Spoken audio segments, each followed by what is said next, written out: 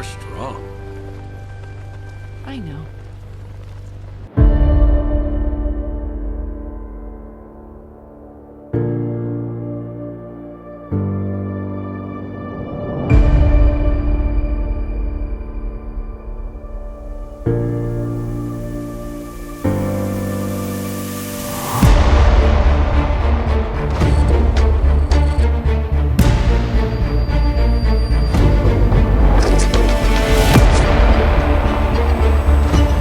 It's okay. I've got you now.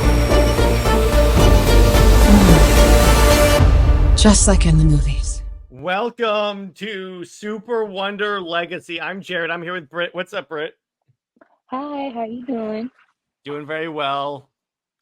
So this week, we're finally we've like last two volumes, we've referenced this so much, but for our sanity, we're just gonna cover the Tomasi volumes in one video because we don't want to extend this suffering any more than we have to. Because Yes. when we were when we were going over these, Britt and I got pissed off. So it's like somehow we got like flashbacks, and I'm like, oh no, we have to talk about this. So the way this is gonna be structured, we're gonna go through all like 3 volumes, talk about what's wrong with them. At the end, we'll talk about some of the good parts, as few as those are, and then we'll also talk about. So Wonder Woman 7 came out, and it's actually good. So we'll review that. But anyway, Britt, are you prepared for to suffer with me? I am. I mean, suffering, PTSD with this is, yeah. So, for context, Charles Sewell is off the book. Charles Sewell and Tony Daniel are off the book and all that stuff. So now they bring in Peter J. Tomasi, and at the time, I think this was the first time he had ever written Superman. I think he had previously he had done like Green Lantern, which again, credit where credit's due. His Green Lantern stuff is great. However, and by the way, that's what kind of places me in kind of a unique situation because I love Green Lantern. But then when I remember this, and I adequately labeled this the worst book in the New 52, I'm like, right. So we're here. So here's the funny part, and one of the tweets actually brings this up. So they hired someone who, so I love how DC in their infinite wisdom chose someone who hates Superman and Wonder Woman as a couple to write their comic. Yeah. What? Yeah. It was another tweet as well that someone, I guess, met Tomasi at a signing, and he asked him about it right after he was announced to be taking over the book, and he basically said that it was going to be a team-up book instead of like really, focusing on the romance. It was like, well, that's the point of the book. So, and then his first interview, it was talking about they were in a honeymoon phase and, just really skating around the relationship part. And he was talking about like the show Moonlighting, Cheers, stuff like that. It's like that has nothing to do with Clark and Diana's relationship, unless you mean like the just being a duo, then of course, and they will have conflicts or whatever, but it can't be contrived like how Tomasi did. And you can see with the covers, these are were the sketches for the very first cover. And here's the first one. And oddly enough, the cover with Clark embracing Diana, or they look very romantic, but she has the sword. I believe that was going to be the cover, but because Tomasi didn't want it to be a romance book, God. Yeah, you can tell the cover that really showed them as like a dynamic duo and as a couple, it was rejected. So he went with the basic, just kind of like a cover, with them standing there or not It's a standing there. cool cover, but the problem is like you said, it's generic, and I'm like, and to your point, the whole first off, I object to the honeymoon phase allegations, and that's what tells me he didn't read the book. He was taking over because in volume 1, they fought Zod and and you could argue almost broke up in volume 1 because she goes, he wants me to go places I'm not sure I can go with the whole secret identity thing. Volume 2, she almost killed him because he was turning into a monster. How is that the honeymoon phase? Right. And then you have where just the art. Mankey, he has his style, but you can really tell how the difference between the first volume with Daniel and then Mankey. It was like it's very dark. It's very like Angry. yes, it's not giving the vibrant sunshine, that kind of feel good feeling that you're supposed to have with Clark and Diana, not just as a couple, but as individual characters. They just seem very dark, and that's what he went for, the dark, antagonistic, very much having attitudes, and it feels like what he tried to do is really put, why are they together? Like the fact that he, rewrote their first meeting too. Like, Oh, why did God. you do that? Yeah. Speaking of that, so our first anti-point of this book is unnecessary retcons to that point, because I remember I'm reading like the first volume of his run and I'm flipping through it. I'm like, oh, cool. It picks up. It's like a flashback to when they first meet. And I'm reading there, and I'm like, oh, cool. We're gonna get more beyond the "you're strong, I know" thing. What the heck is this? Where he makes her like she doesn't like care for civilians, and I'm like, that's not how Wonder Woman was in that book. Exactly. Like his whole thing was, she called the guy that was injured, she called him weak, or she was talking as if just like a generic Amazon, um, or a warrior woman. It wasn't really Diana. And the he really like the flirtatious type, with the "you're strong, I know" part, that was dissolved too. It was kind of like Diana was coming off as like what they try to portray her as, or, claim that she is, just looking at this strong guy and trying to flirt, but is really not. I don't know what that was. But Mhm. yeah, the very first part just really was off-putting. And just her attitude was so, I remember when one fan, I believe it's on Facebook, and he said she's really acting like Lois. Like she has this very like uptight attitude. She's very mean, and especially when Clark was typing on his computer, trying to finish up a report, and just the way she was so antagonistic and rushing him. Diana wouldn't rush him. Diana would, wait, or she would sit there and, be interested in talk to him about it or something like that. Then as you go on within the issue, you have her standing in the rain, and she's mad because he's giving an older couple the taxi. And it's like, well, She first of wouldn't all, care. she wouldn't care. And second, what I really what really kind of what Tomasi was going for, he was really trying to change the first volume, because in the first volume they were talking about a storm and it was raining, and Diana says that she's good with storms. They they are fighting in the rain. The very first issue of the first volume. Here she's having an attitude because it's raining. It's like that, just that total 180 of their attitudes. Why did you do it? And it doesn't make any sense.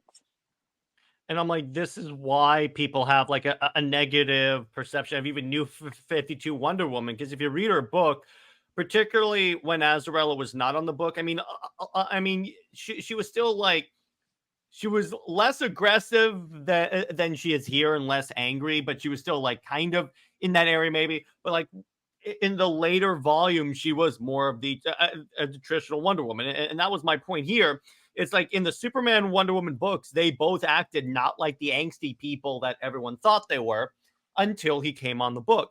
My other unnecessary retcon, which I reference later, which is the biggest, like, what the heck did you do? Was when Clark finds in this continuity, when Clark finds out that Diana's the god of war, and all of a sudden he has an issue with it. And I'm like, literally, the last issue of volume 1, he's fine with it. I kid you not. It's the last volume, practically in the beginning of that issue. Yeah, it's kind of like what they tried to do was basically what I gathered from this was what volume 1 did. It really established Clark and Diana as a couple, and the conflicts that they have are not outside too much of outside conflict. It's like it's not about like propping up other characters, propping their relationship up by using other characters. It's not having other characters as mouthpieces or anything like that. It's just them, and the conflict that they have is their perspective of the world, of their upbringing, their background. And the sole purpose of Clark and Diana's relationship is, yes, two powerful people, but that's just like really surface level. But the deep part is that they're both outsiders. As an immigrant and a refugee, and how are they to put that all together to learn from each other and learn the world together? Diana, she comes to man's world as an adult, and and that's a different experience. With Clark, he came to man's world or whatever as a kid, so he knows the world, but he's still an outsider. So you can combine those perspectives together to make something totally new, and they can still balance each other out and help each other. Plus, What? here's the other thing from a continuity issue. So look at the image of Clark with the Superman suit underneath his thing. Shouldn't that be like de-nanoed into the Kryptonian S sigil Yes, with the nanotech? that's another thing is what Tomasi wanted, and was really turning him back into post-crisis, that whole thing. Ugh. Instead of it, that was pretty much the issue, that these writers wanted to, especially Tomasi, you know, Tomasi and Jurgens, I think, were equally responsible for this. yeah, with wanting him to be, revert back to post-crisis. So you have this moment where, yeah, they don't work well together because post-crisis Superman is very a doormat. He's, really aloof to things. Just he's not that strong-willed, confident, So you're kind of saying have he's a this, big galoot? yeah. He doesn't have this like rebellious little bit of, a rebellious streak. He doesn't have that champion of the oppressed. He's very like the American, dad type attitude. And that doesn't work well with Diana because again, you have to put it in this perspective of outsiders, not the outsider trying to be something that they're not. And that is what Superman has a problem with, and why sometimes the character doesn't resonate with me, and why I really don't like the character sometimes, because they keep bashing and forcing that down everyone's throat that no, Superman, he's an American. He wants to be human. He is human. That in a perspective of someone that is a person of color, and you're disrespecting their heritage, you're trying to ignore the obvious. He can pass. He's passing every day. He's passing, and that's one thing that's glossing over of why Superman has just an issue of resonating with a wider audience, because that is the fact of glossing over who he really is. And yes, we do blame post crisis for that. And with Tomasi, my other issue is that with this relationship, he edited Kingdom Come. Yeah. So it's kind of like if you saw that the relationship worked and how Clark and Diana clashed, but at the same time they still had that love for each other. They still, had that support and that, that tension between them.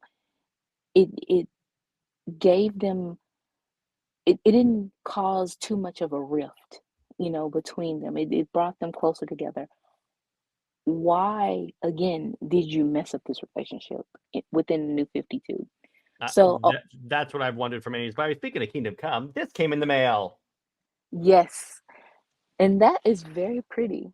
Yes, it's actually one of the ones that was made for the book. They finally got it on Amazon for a decent price. So I was like, okay, I'll pick this up. But yeah, to your point, and that's my thing. As we see in this at the end of this presentation, Tomasi's written great moments with these two characters. He's written great Green Lantern characters, and he's edited Kingdom Come.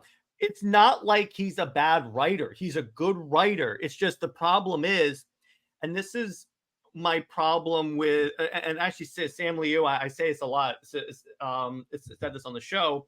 He said people are often very married to the way the characters were when they got into comics, and I get that Tomasi is most likely a post-crisis fan. I get that, and you know what, dude? That's your right. The problem is when you deliberately sabotage or like undo a status quo that is working, mind you. It's not like this book was not selling and they had to do something. This book was selling. If you're taking what's selling and then making it more toward what wasn't selling, then I have an issue. Then when you try and tell fans this is the way you should want him to be, and I'm like, don't tell me what I should want. Tell me how to get what I want, because despite what people may think, DC is not a charity. It's a company, and we still operate in a capitalist society. So guess what? The customer dictates what they want. Exactly. And also just overall with when I was, tortured by this research of getting all this stuff.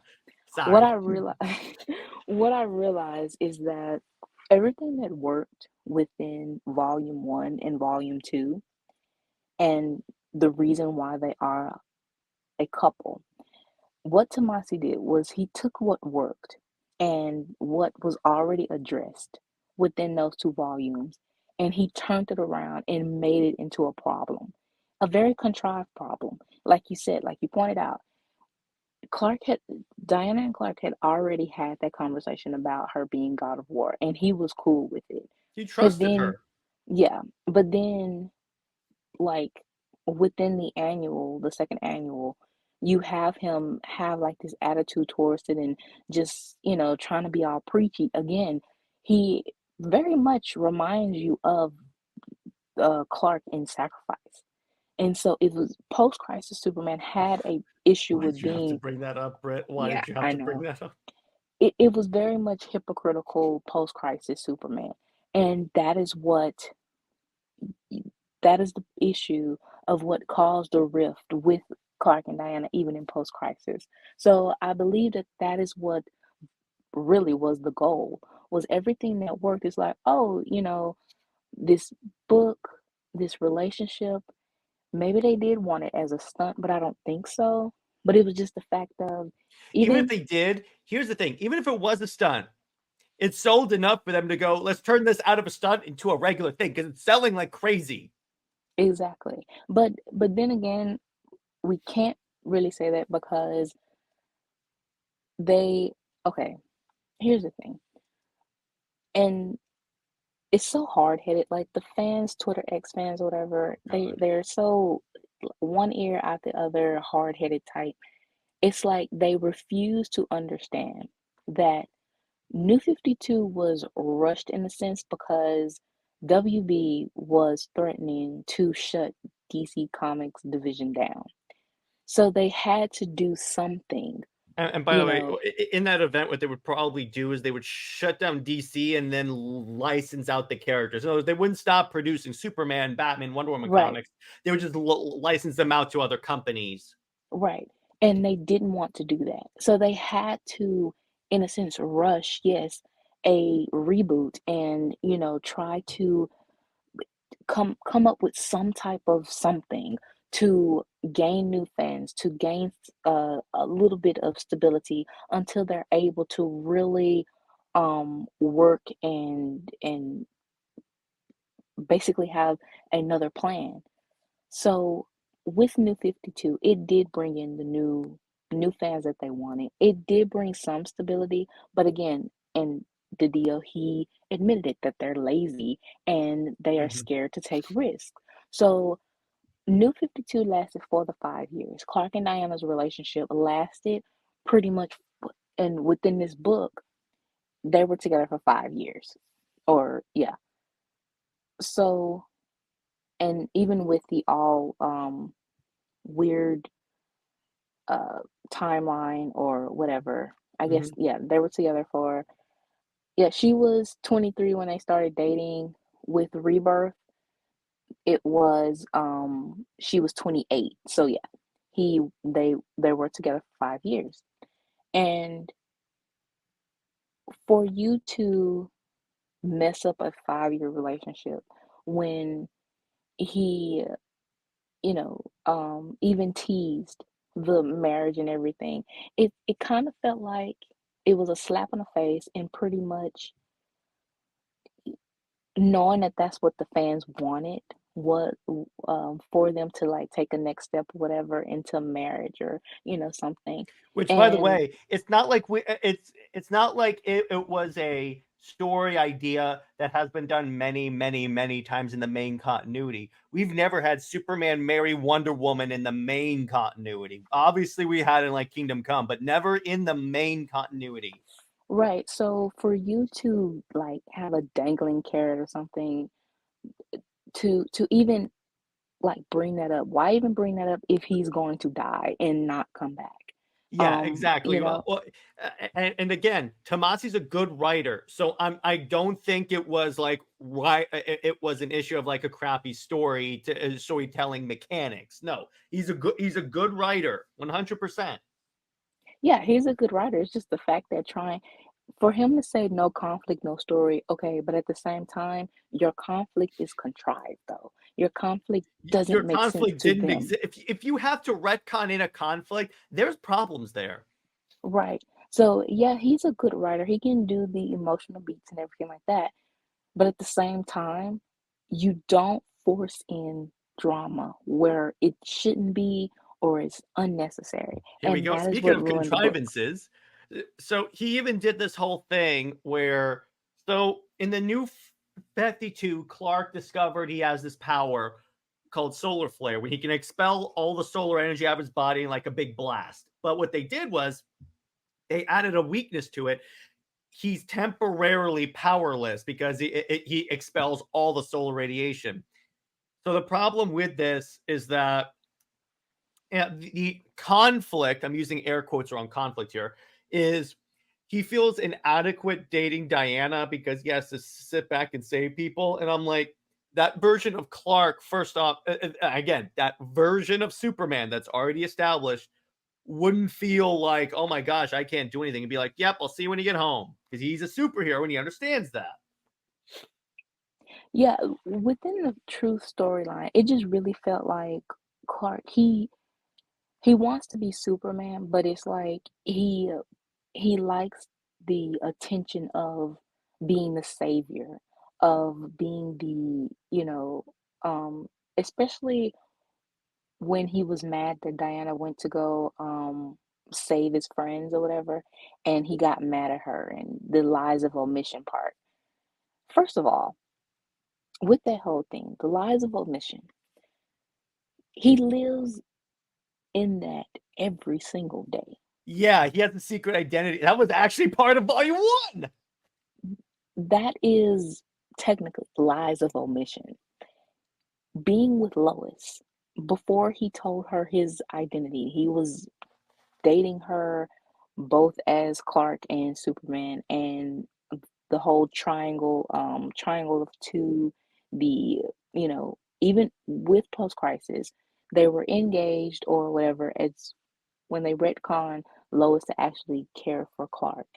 It was for her to, date Clark, but she still doesn't know his identity. That is lies of omission. And you're going into a relationship by lying. But Diana, the thing is, Diana never lied to him though.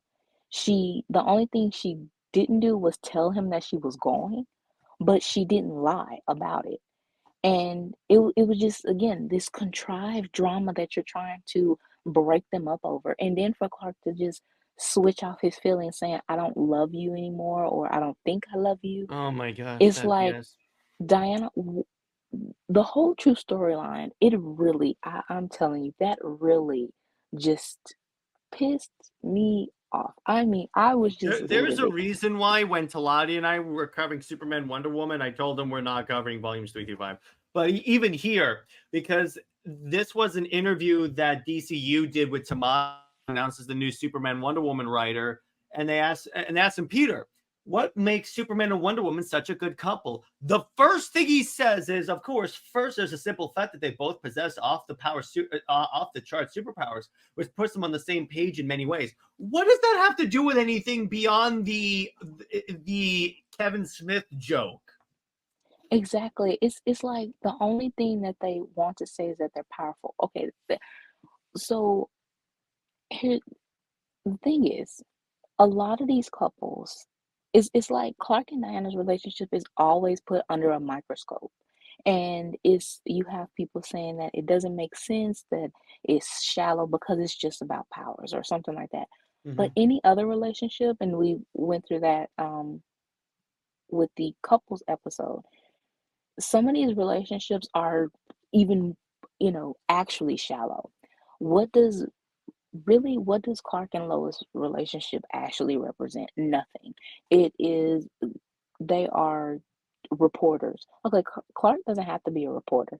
I mean, he really doesn't have to be, especially in this a day and age. newspaper reporter. Yeah, he doesn't have to be at the Daily Planet. He can be a global correspondent or something like that. He can have a blog, or just whatever. He can be something, or just a writer or a scientist. He can go into leaning more into his scientist roots, or he can be a farmer.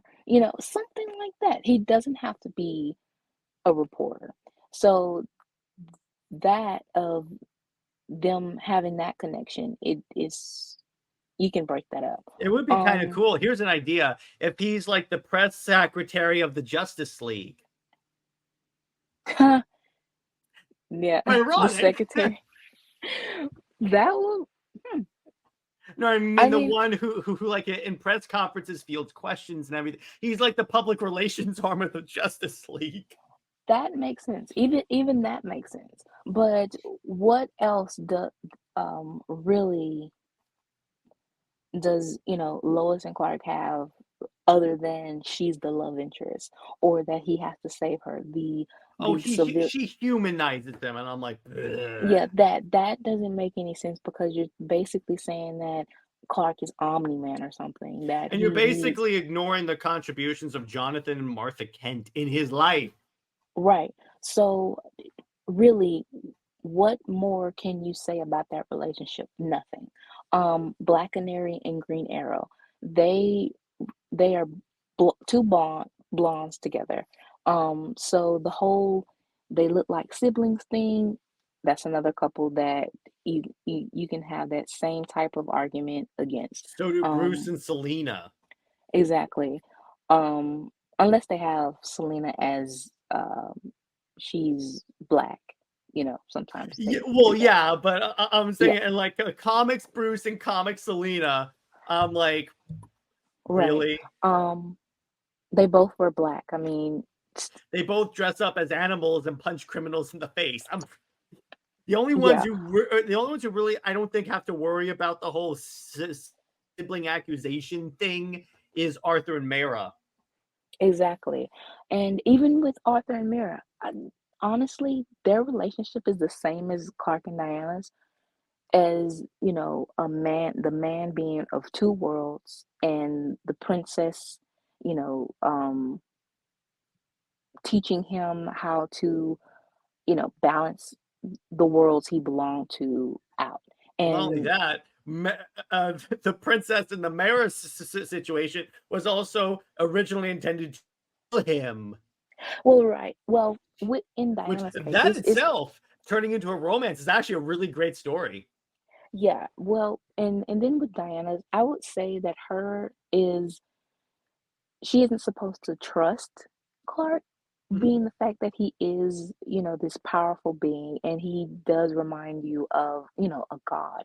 So it's kind of like she isn't supposed to trust him, but like he's one of the, you know, main people that she truly trusts, and being her best friend. The Hawks, Hawk woman, Hawk girl, Man. Mhm. whichever, and then you have Hawkman, that they are wearing the same colors, they, look alike. The accusations against Clark and Diana's relationship is such a double standard when you can put that actually to another couple. Oh, And here we go. Wait, you know who looks like two siblings? Clark and Lois. yeah, the only thing is that with Clark and Lois, Lois is sometimes shorter, but yeah, she And she's also sometimes has. lame, so there is that. Yeah, but sometimes she has the same black hair, blue eyes.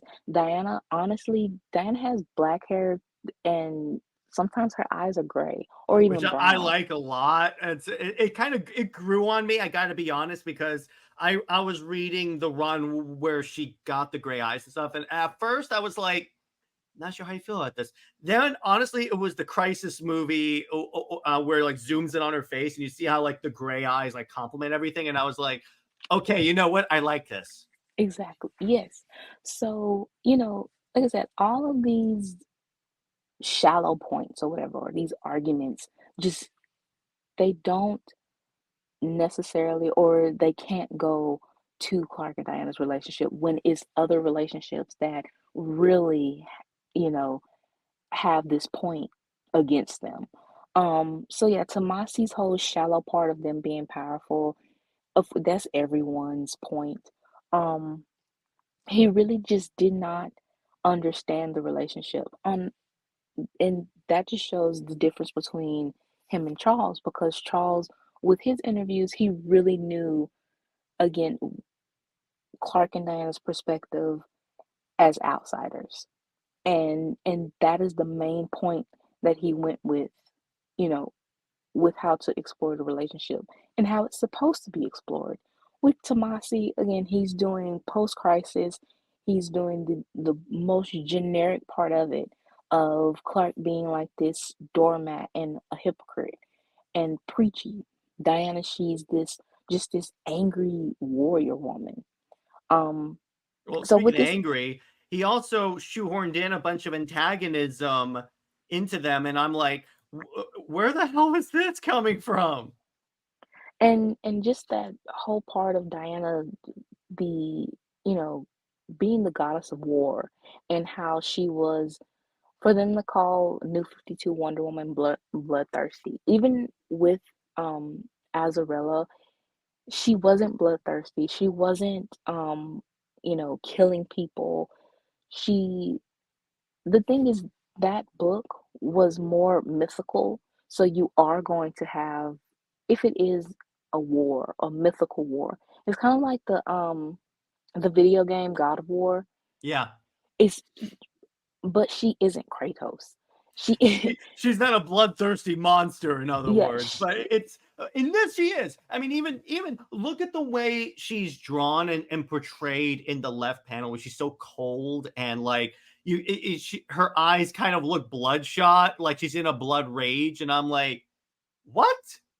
yeah, I and that's the difference within the art, is that it really went very dark and just sketchy, and they I don't know, it really showed of like I said, the goal was, why are these two together if they're so antagonistic and so like not understanding each other, not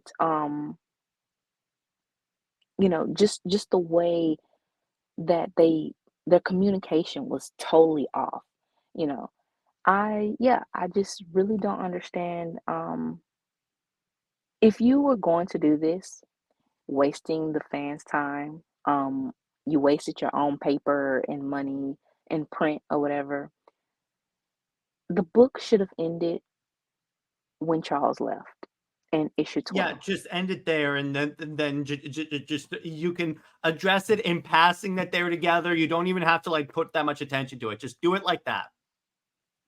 But But no, yeah, and just the ending of the book too, it really just, for the book to just end up being a crossover, like just a crossover book, or with the issues in the very last issue. First of all, it was an odd ending of issue 29. And the fact that it wasn't even Clark and Diana like being in that issue, and it ended with a rebirth Superman and his family, it's kind of like, yeah, again, it's very intentional of shoehorning in the idea of post crisis is what it should be. And that pretty much started then. You also have during that, when Clark and Diana are together in issue 28, and ironically or whatever, or of course it was intentional for Lois and Steve to call Clark and Diana while they're having their moment together. Yeah, it was very much telling of what they were trying to do. exactly. Well, also here's the other thing, and this was more in the rebirth side, but I might as well because it was started here. I might as well bring this up. I remember when Superman Reborn came out, and that final like BS like semi reboot that they did. And Tomasi legit said on Twitter that it was to clean up a lot of things, but the story was ultimately intended to wipe out Superman and Wonder Woman from being a couple at all in the timeline Oh, that that then was people would bring Jargon's. back in. That's the funny part, is that here's what DC's continuity does. One writer eliminates them from continuity that then someone else, though ironically it's the Wonder Woman writer, would reference. So I'm like, I thought this wasn't canon anymore. And also with Rebirth, you had Hitch, Mm-hmm. Brian Hitch for JLA, and with his JLA Power and Glory, that was canceled too. Yeah, because Whoops. I was about to say that was not that was the new 52 book. It was kind of put in there as like Elseworlds, but it's new 52. Yeah. And what that book was at first, they canceled his I think it was issue 11. He was Mm-hmm. going to start the arc where it was future. So I, I believe that was the kids arc. I will have to look that up. Mm-hmm. But the legacy arc that he did in Rebirth, I think that was actually the JLA arc that he was supposed to do um within the future. And so that's why pretty much it's believed that Hunter was Clark and Diana's kid. Um but of course, because of the status quo or whatever, he couldn't be their blood kid. Um, so he was adopted by Clark, whatever. But even within that story, how editorial had to edit, and Hitch admitted that it was edited. Um, Diana, being assaulted by the darkness, and then she committed suicide. And for Clark to have this attitude that, well, what about Lois? What does she think of taking this kid in and having Hunter have like this? He's the problem kid, and he resents Diana and everything like that. It At that time, you really can tell that writers and editorial really wanted to paint Diana as like lesser than Lois, and Lois to be like this motherly, the best, even Bendis saying that Lois is the first lady and she's the greatest character There's in a reason why DC. your Superman stories. Right. So yeah, so Well, she's a great mother. Hang on for a second. Wasn't there a plot in his Superman book where it was thought that Lois was having an affair with Lex? Lois had an affair. Yeah, Lois was having an affair with Lex. The whole Superman and Clark, she was cheating on Clark with Superman, and it's the fact that So I'm she like, wait left. a second. Great mother? You're not painting her that way. Yeah, and then it's the fact that she left John with then Psycho Jor-El because she didn't want to be in outer space, so she left. And the fact that she didn't tell Clark that she was back either. Yeah, and that Yeah, she stayed in a separate apartment for I believe it was like weeks to a month, and you didn't tell your husband you were back and let him worry about you for so long. Are you kidding me? yeah. And that's the thing about that relationship. It's a lot of telling but never showing the relationship to be what it's supposed to be, and it's a lot of talking heads. There's a lot of talking heads. There's a lot of characters used as mouthpieces, especially Diana at that time, to prop up the Lois and Clark relationship. And just going back to JLA, he rewrote issue 10 when Clark, and we actually should go over that story. But um within that story, New 52 Clark died. And they put that in to why he actually died in Final Days. Just everything that he went through, I guess his body couldn't take it or whatever. Yeah, And then it was got the because you had the apocalypse fire pits, you had the jumping into a thing of kryptonite because in the Truth arc he discovered kryptonite would kind of power him up, and then fighting the Kryptonian known as as hell. I like the well, that's a really crappy name for a Kryptonian, but still, but right. that's why they had those three reasons. Yeah, and then you had this jelly where Diana revived him with the Zeus bolt, That was with the so lightning cool. bolt. And basically Tomasi gave him kryptonite cancer. And you've given him cancer, which is just like you are really, hammering in the fact that you don't like this iteration of the character to give him cancer. Not only that, Brit. So they had an arc where Clark was like really messed up, really wounded. Diana brings him to the Greek gods and says, "Hey, the man I love is dying. Please help him." They put him through a trial and stuff, and he's restored. Then I love this. I love this. In Final Days, when Diana shows up, she goes, "Okay, we're going to the gods. Let's go heal you." And then he goes, "No, I've accepted my fate." I'm like, I can help you. Right. It really just it's the contrivances. That is what this is. It's all, like we said, retcons and contrivances that doesn't make sense. And everything that happened before is like you just 180 everything afterwards. In your own continuity too, Right. in reference to the Greek gods thing. Because that's one thing. At least be consistent with your rules, because Clark knows the gods can completely heal him. He will be fine because magic affects Kryptonians differently. What? Yeah, it you had to, again, the relationship was working, but you really had to do a lot to make it not work. And speaking of And not work, then you make them break up for the stupidest reason ever. Where like I think it was so the government had like taken captive like people in Clark's family and friends and stuff. So Diana wants to know like who's coming after them, and she uses the lasso of truth on Lois, and Clark is pissed off about that. I don't get it.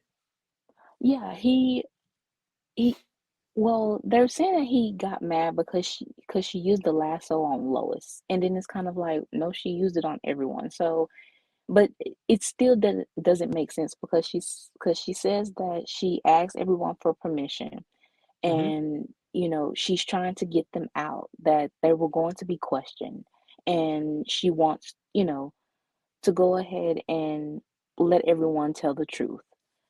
But I mean, her plan actually worked because yeah, she and also he says that he didn't want her to be involved because he didn't want her reputation to be tainted. While that's very noble, it still doesn't make any sense. I mean, Hmm. even if because she is Wonder Woman, she's going to do what she can. You know, her reputation isn't going to be tainted because she's still being the hero that she is, regardless. Hmm. Um, so his idea is to talk to the president, and you know whether that conversation went right, you know or wrong, Diana still had a job to do regardless, and she's going to protect him. And that's the thing that Tomasi said in the interview, is that she wants to protect him, she wants to be by his side, and he's pushing her away, and he doesn't want her to get hurt. And it's kind of like that still does not make sense to have a breakup. That it really just paints Clark as like this wannabe macho type guy that doesn't have, in a relationship, you can be vulnerable. The guy can be vulnerable. He can have help, and that's something that it seemed like Clark's ego really got in the way.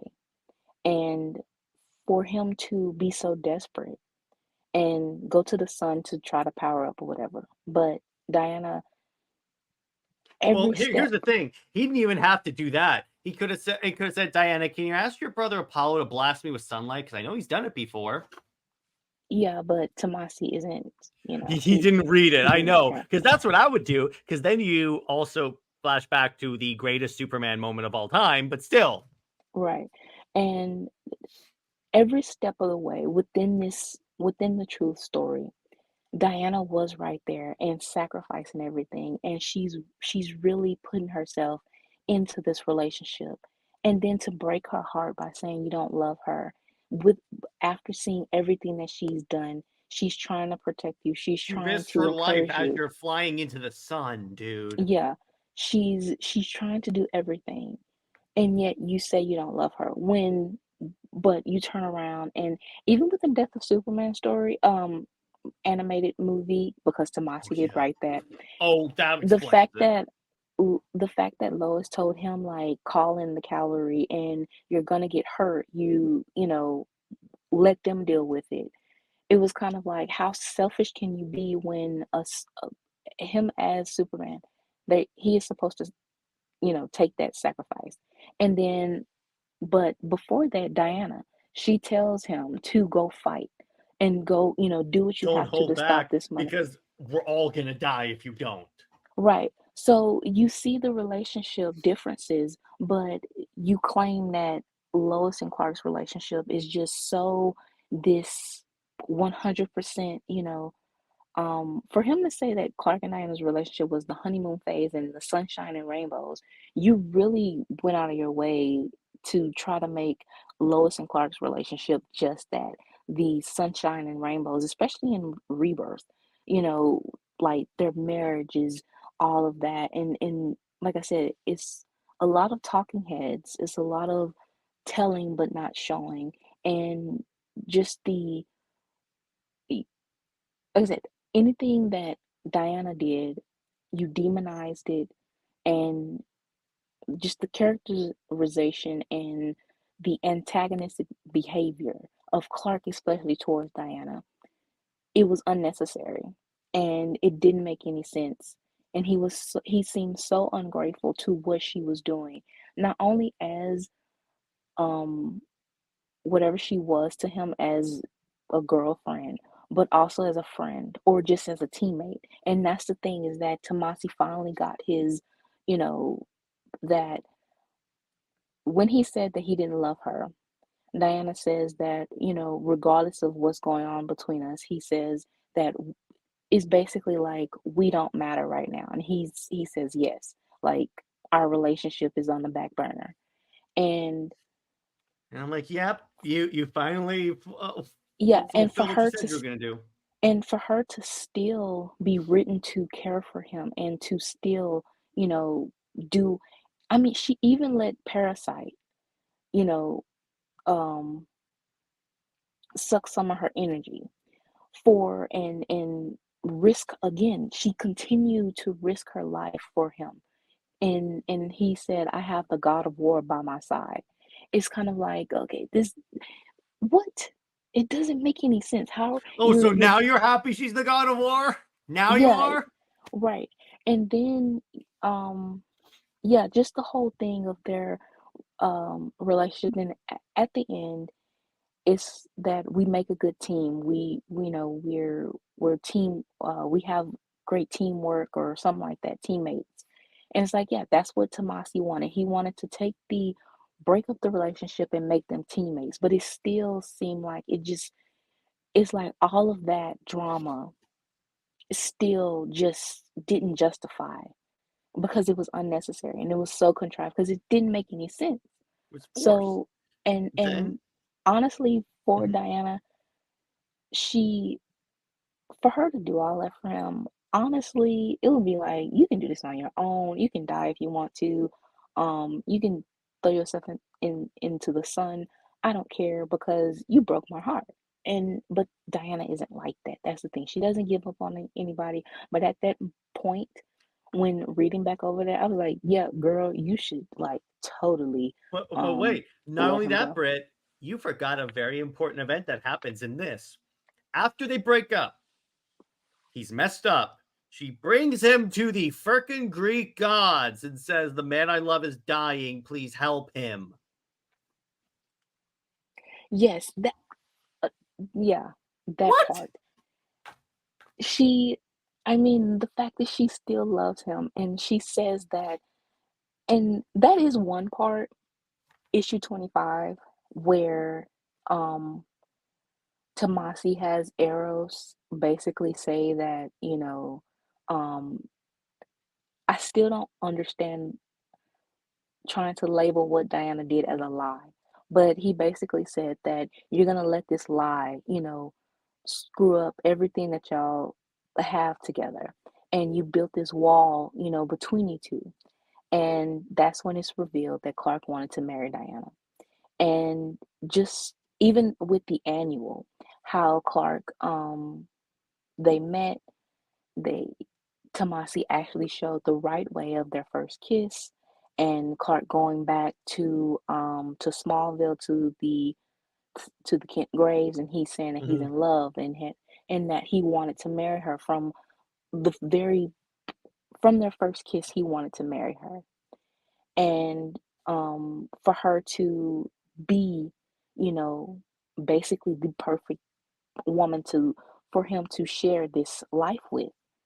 And but you have these again contrivances and you have the 180s of volume 1 making it an issue to him putting the ring back. And it's kind of like, again, why are you doing this? Why are you changing what was already explored and resolved? Why are you making it an issue for them not to be together? It does not make any sense.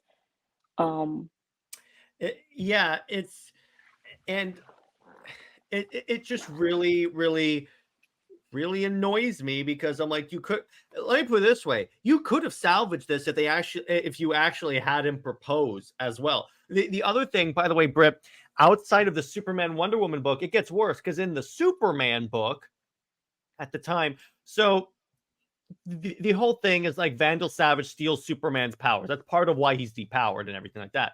So he's fighting Vandal. He gets buried under rubble, and you hear Diana punching through the ground to get to him, and then she finds him and he just hugs her and he goes, there's something about your girlfriend or ex-girlfriend or I think he said, I don't know exactly how to classify us, risking her life to dig you out of rubble. That and that was Yang. Yeah, And it's not even see that and see if it were dialogue like that, it would be less contrived. It would be actually but like, even okay, at least he's doing with that. but e- even Yang, I Mhm. think the only person that actually really respected the relationship was Pac Mhm. for the action, because there was one moment where they were still having the whole rift and a breakup, whatever, but he was happy to see her because he had the powers and everything. But Yang, and he basically let himself be known that he even said it, a Chloe's fan, and he also likes Wonderbat because of the animated show. Oh God, Bruce And Tim. yeah, and that's the only reason why he likes the relationship, or the non-existent relationship, because it's The not even a non-existent thing in because the it wasn't. Oh, you mean the show where Batman said not gonna happen? yeah. Wait, I have to play this real quick. Batman doesn't do ships. Yeah, so he even Yang, he said that the only thing that Clark and Diana have is um they wear the same colors. Oh And wow. it's kind of like, that is so, as a professional writer, and that is so shallow to just say that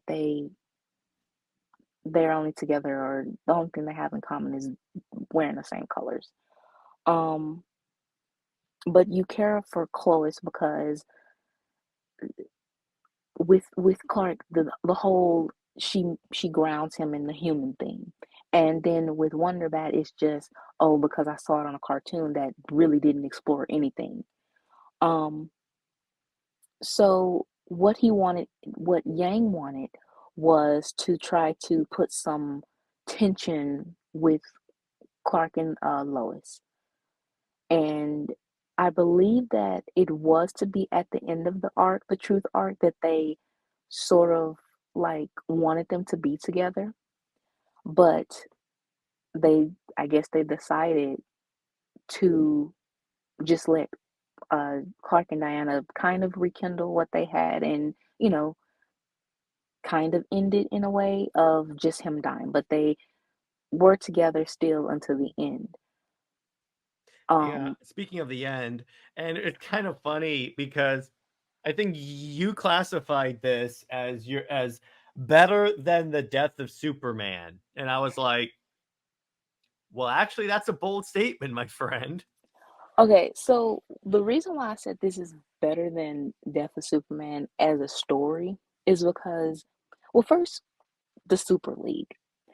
Okay, so with this story, it was a fake out. It was a red herring.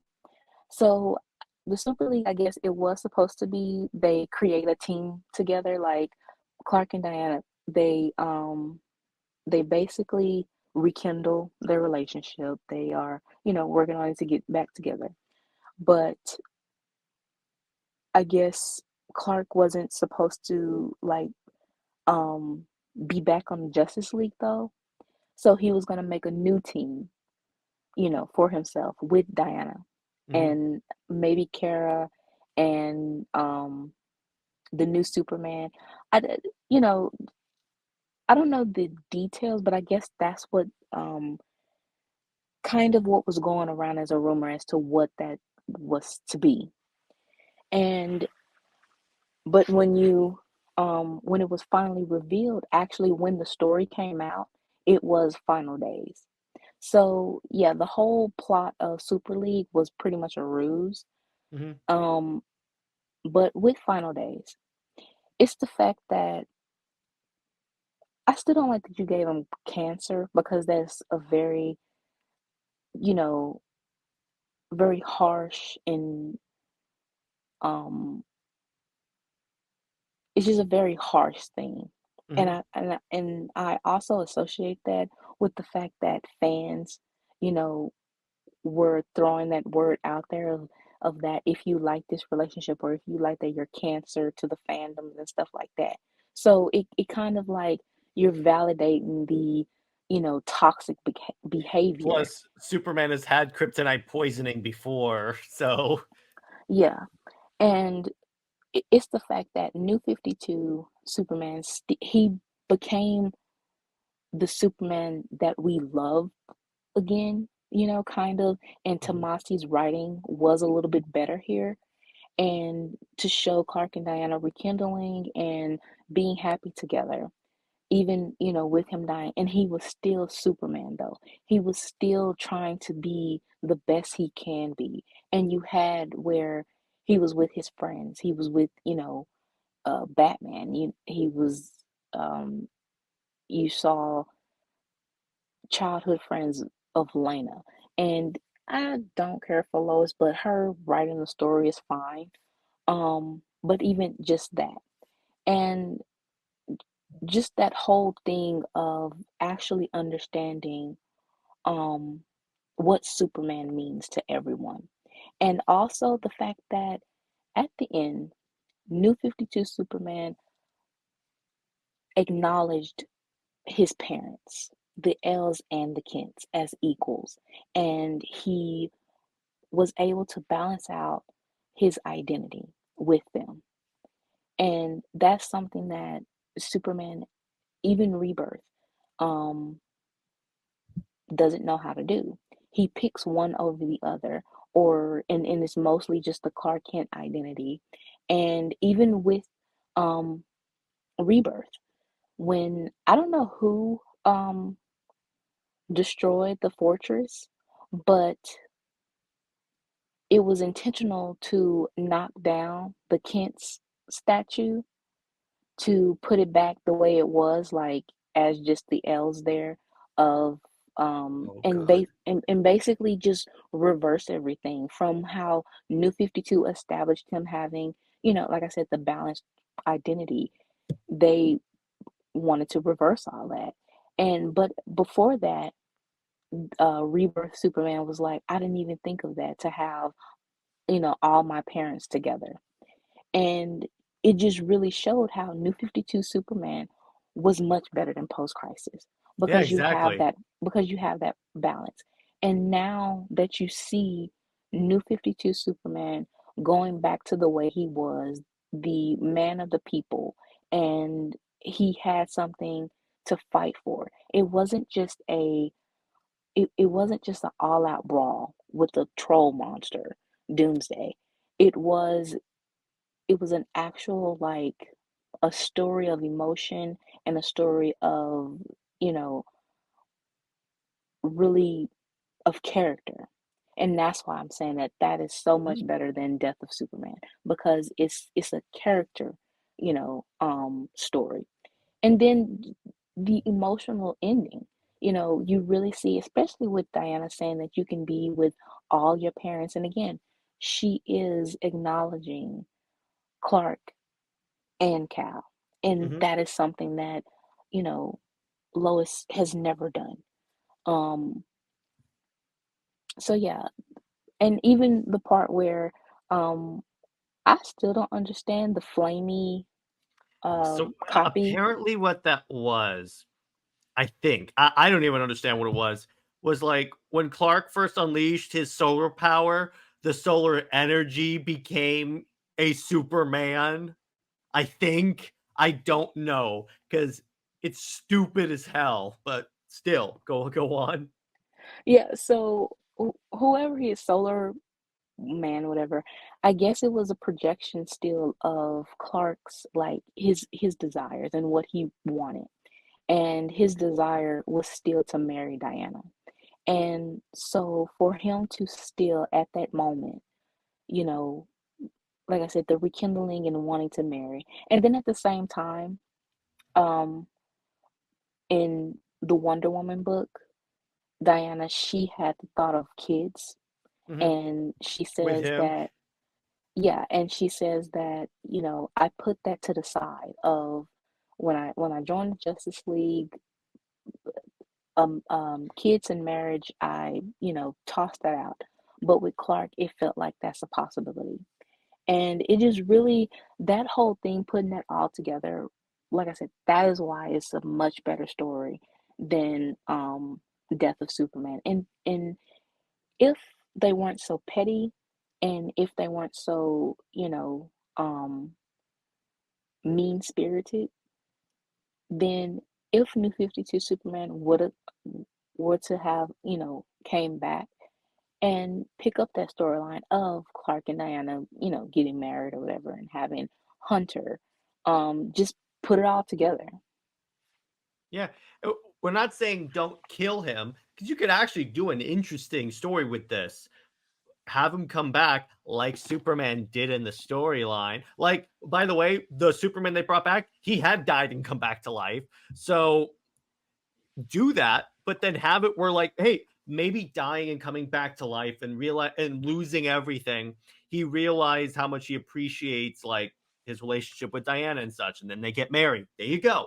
I see. I fixed all your problems, DC. Yeah. And also, this is how you pretty much know that they were fumbling, because JLA, like I said, was canceled. I believe issue 10. So the story was going to be incomplete, but they went on and published it. But Hitch again had to edit it to where it foreshadowed the New 52 Superman's death and bringing in Rebirth Superman. Living Cow And Superman. Yes, I'm still calling him that. yeah. And at the end of that story, you have Clark and Diana hugging. Like it felt like they embracing as, that everything is going to be okay and that it's the end of the battle. But at the same time, it was kind of like a goodbye hug. It kind of felt that way, that Hitch was doing that. Then at the beginning of his rebirth run of Justice League, Diana, she was showing the emotions that, she sees rebirth Superman and she's thinking of her Clark. And it took an emotional toll on her. And he was the only one that actually tried to put that perspective for her.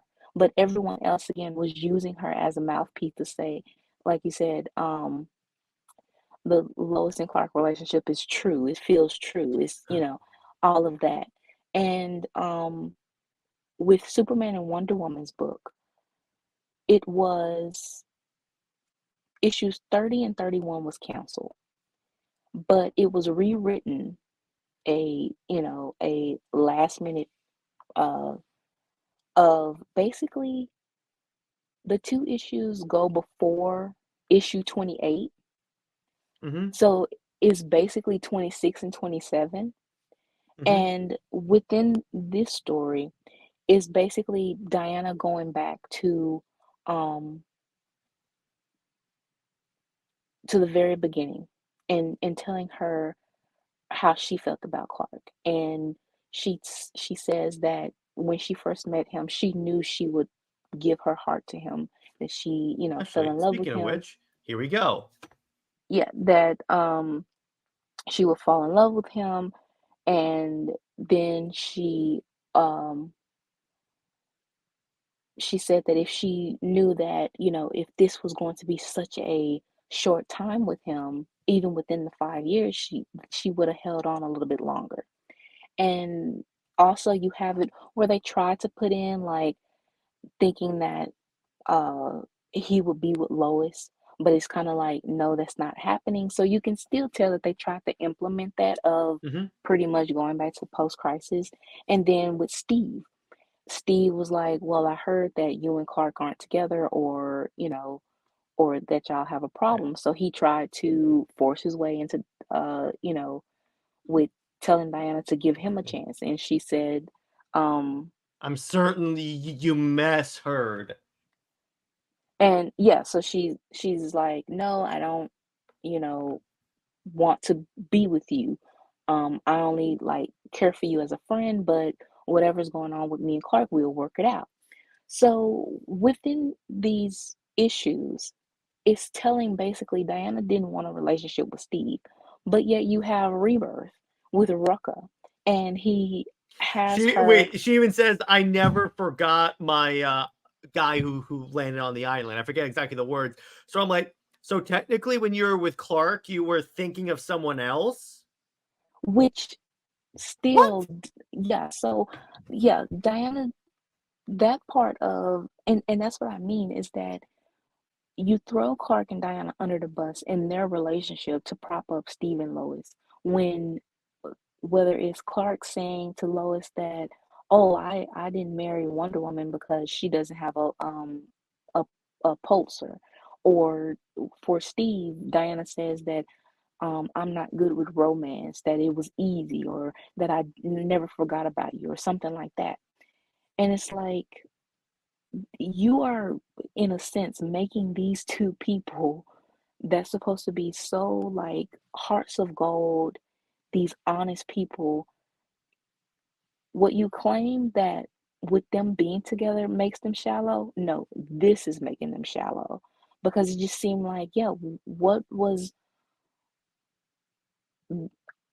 we read is not the characters that you are writing right now, with them, like I said, throwing not only themselves under the bus, but just their relationship under the bus.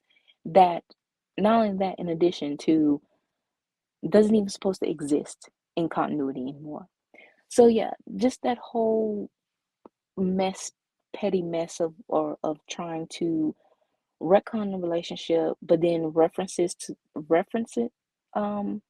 to throw it under the bus was ridiculous. But with Brian Hitch, yeah, his book was canceled. The arc, like I said earlier, it was supposed to be a future story, I guess, introducing Hunter, or maybe he I think he did say that actually.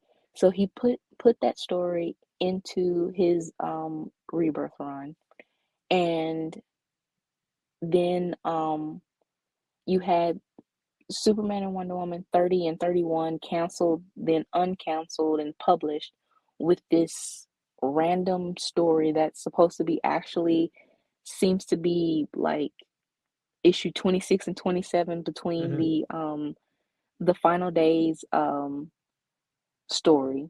Mm-hmm. And yeah, so it was just a mess. Even Batman and Superman, I think issues 31 and 32 of that book was canceled and then uncanceled. So yeah, it was just a mess at that time of them trying to rush out Rebirth and, like I said, throw this relationship under the bus. And it just like I said, if you were going to do all this, you should have just canceled the book at issue 12. Yeah, exactly. At least just because actually, what's kind of interesting, and I said this last week, that book actually, if you stop at issue 12, that actually has a nice conclusion. You could have just ended the story right there and been done with it. It's not like it started all these different plot points that you have to keep up. I mean, it was, dangling threads or whatever that we, of course, would want to be um uh explored, and Hmm. but I really don't trust anyone else to write their story, Hmm. because it would, it just feel like it wouldn't be genuine unless it's Conrad. Honestly, I think Conrad has built up a little goodwill, that I think that he could um write a good Superman and Wonder Woman story Hmm. from Immortal, because of Immortal Wonder Woman, and Hmm. Wonder Woman 800, and also just those tidbits within the Wonder Woman. I think it's issue, uh was it 87, 88?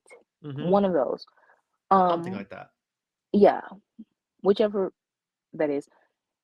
Just the little tidbits. He understood the relationship, and then the fact that he also, um his inspiration is New Frontier, Hmm. which is pretty good, Hmm. because they have this like relationship where it's are they together? But then it's like, no, because they refer to each other as best friends, but then they kiss. But then Diana calls him my cow.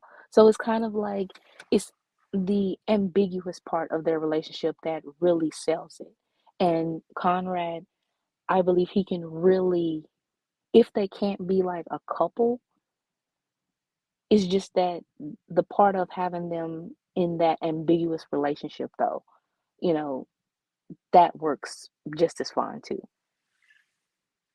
Exactly. So now let's so it wasn't all bad. So let's talk about the good parts of volumes 3 through 5. So Which isn't much. it's not much. When Brit sent me this, it was like 2 slides of stuff. So let's go over some positive moments. Like I did like in like volume 3 where Magog is basically talking about how like yeah, it's obvious you two are in love. The way you look at each other, the way you look out for each other. Yeah, it's very nice. So I'm like, okay, there's that. Oh, and another thing, this is kind of a positive and a negative, but it's really still a negative. So with Wonderstar, first of all, the positive is Wonderstar as a name, a Mm-hmm. superhero name. Wonderstar is very good for Clark and Diana's kid, like Mm-hmm. perfect. But when this came out of introducing Wonderstar and how everyone speculated, oh, this is Clark and Diana's kid, and Tomasi in the interview said, well, let me burst the fans' bubble right now. And for you to say that in the interview, basically like just you're not even promoting the book. You basically want to kill this book and the hype. Mm-hmm. He Mm-hmm. basically said, no, that's not what we're going for. And it's kind of like, okay, so what's the point? If you you basically ruin the hype, even if we are to be kind of like disappointed at the actual reveal, at least let us be disappointed at the reveal, not mess it up in Mm-hmm. the interview.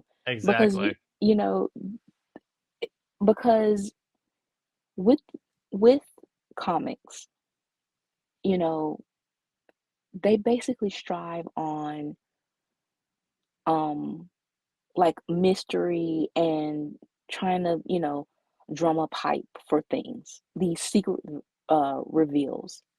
And with you messing up and revealing the story, it's kind of like no one wants to invest. So again, you are purposely trying to kill this book. So with the reveal of it being the only reason why you put Magog in the book, and honestly, it really doesn't make any sense for him anyway, is because of Kingdom Come. And you think Well, that that's the only story that that we would recognize Clark and Diana's relationship, which is it isn't. But I mean, that was so kind of like a weak and lame reveal. but you could have actually salvaged this if you did make it Clark's kid, Clark and Diana's kid, come back from the future, but still make him a villain. That's how you put in maybe a little bit of drama in the relationship because they think, are we destined to create a supervillain? What kind of parents are we? You could have at least salvaged it. It would still be clunky, but you could have at least still done pretty much the book. You just change this one tiny detail. Right. Or like, if he is to be um kind of like what Wade did, if he is to be Magog, then Wonderstar should have been like for New 52, um, like how Wade did in the World Finest book, have him as their mentor. Have, Mm-hmm. yeah, mentee. Mm-hmm. And something went wrong and he turned into Magog or something like that. If Yeah. you was going to, but not have him as like this teenager that's, I guess it looked like he was like 9 or something when this Mm-hmm. happened, but now he looked like he's about to turn 20. So it really doesn't make sense timeline wise You for could make him. the argument though that Cersei aged him up. Yeah, that works too. But still, just the whole thing again, the contrivances, it just But ruined the I will story. say, one of my favorite parts of that book actually is when Wonderstar goes, someone's in danger. He flies away, and then Clark looks at Diana and goes, "Don't say it." Because honestly, when you first read that, it does seem like you're going to that point of maybe he is their kid, like some Mhm. type of deep connection. Yeah, But that revealed that he's just some random kid named David. And of course, you use Kingdom Come and revealing him to be Magog. It just kind of like totally, again, it ruined the hype. And then you waste the name Wonderstar. You which is know, actually a that really good name. What you could have done if you brought, let's say you brought back, let's say they went with Charles' original plan, well, rumored plan of having Donna come back from the future and be their kid. You could have also used Wonderstar for her. Because remember, exactly she in her post crisis like leotard thing, it was all a bunch of stars. right. Exactly. And honestly, I feel like that was the story. It's kind of like editorial made them switch. Like um Meredith Finch, she takes on the Donna story, even though it's probably not what Charles, originally had, but she still take on the character, reintroducing her. And then Tomasi do whatever. And it was still the idea of introducing some type of kid within the Superman and Wonder Woman book. It was just, yeah, Tomasi did something that was totally lame, and we could have had Donna as, introduce her or something. I mean, you could have given something. You could have, because the new 52 origin for Donna is just stupid. Because what they could have, the origin is, for those that don't know, is the clay that Wonder Woman's mother was turned into is melted down and then reincarnated into Donna. What they could have done is have it where the clay is where where you could still do the same story about the Amazons wanting to wipe out the men on the island and stuff. Keep that, but make it a reincarnated Hippolyta that's corrupted by the process, and then the whole man thing. You could do that, and then imagine Diana shows up, and then Clark shows up, and then what kind of snaps Hippolyta out of it? And this could be like her first meeting Clark. She sees a man helping around, if you will. Yeah, it could have been a little bit of something. Well, first, I didn't like how um editorial had um at the end of Azzarello's run, the Amazons were back and Hippolyta was back, Mm-hmm. but then you killed her again to you know do Donna's new origin. That was just lame to me. The whole thing was lame, and it was editorially vision driven on Meredith's side. So I don't really like put any fault on her at all. She just did, the story, and she did the best that she could. But that was basically editorial. Now with Tomasi, it that was all him, and I really just felt like with Hippolyta, and that's another thing, really, because if Hippolyta was dead, um,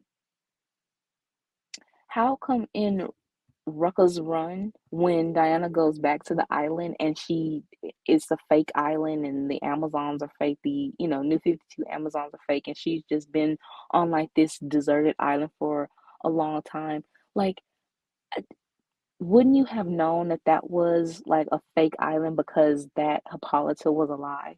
Well, not only that, okay, with the whole fake on, here's why the whole she's never been home thing makes zero sense, because the new 52 at the time is still canon. Clark and Deathstroke have both been to that island. How do Clark, you explain Deathstroke, that? Batman, The entire Justice League has been there. So what? And then it's really, really, really like contrived and stupid. Which basically, here's the thing: DC Rebirth should have been. If I were in charge, I would retitle that era retrospectively DC Contrived, because that's pretty much what it is. But anyway, back to positivity. And with the final days of Superman, here's the interesting part about this. Part of why I like it is that even faced with death, and it's kind of like All-Star Superman in a way, Clark just goes back to being Superman. I mean, he continues to save people, even when he's like falling out of the sky. We also have the great image of like Superman going, it's these small moments I'm gonna miss, like flying beside the woman I love and the woman that loves me, and they're holding hands and flying together. Yeah, that, like I said, Final Days really was a character story.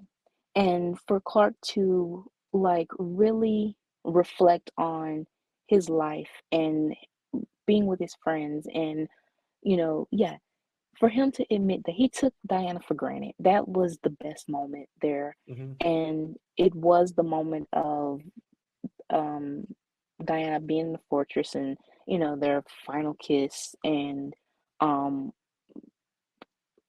just that one moment in the third volume with Wonderstar recognizing their relationship. I would say there is one more moment that's kind of like, I guess it was intentional for Mahnke, but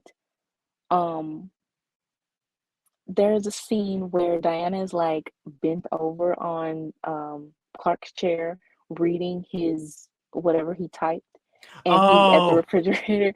It's and actually it's right. Is it here? No, it's like the panel right below here. Yeah, exactly. Right, and he's like smirking, so he's kind of like looking at her. It's like, okay, should we go out or not? That little piece, just for the art alone, is nice. And I know that when that panel came out, it was shared a lot of times, as a meme. It was so funny. But yeah, that was a nice. I don't really like the design of Diana's dress, not too much. It's kind of odd. I was about to Yeah, say. but the idea of her figure is fine, yeah. Yeah. So It's all yeah, that little good. smirk of Clark, that part is okay. But yeah, volume 3 didn't really have any more good moments.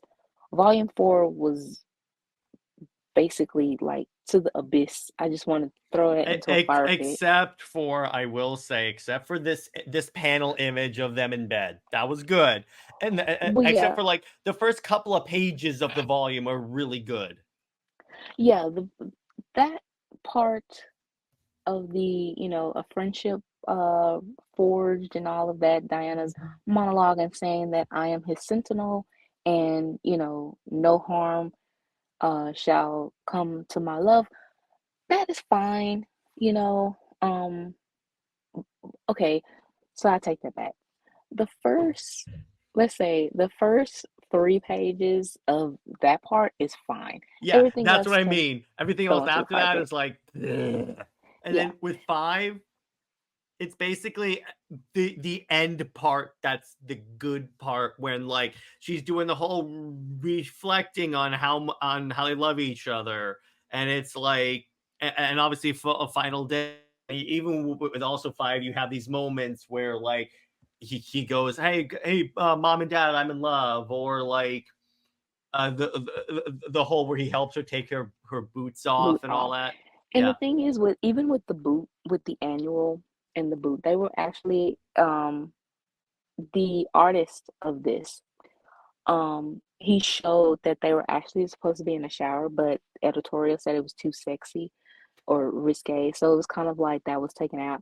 So you're supposed to have the imagination, Mm-hmm. and We all know what they did. yeah. So I mean, even at the imagination of the page that we got, the way the dialogue boxes is kind of, positioned. Yeah, that. And also there was another part I forgot to mention when we were covering volume 1 was there's a scene where Diana is zipping up her boot, and the Lois fans had a fit of her just like zipping up her boot. Oh, because they And thought they actually had sex. well, they actually did because Yeah. Tony, again, he had um a page that they took out because again it was too sexy or whatever, and it showed like the afterglow of that.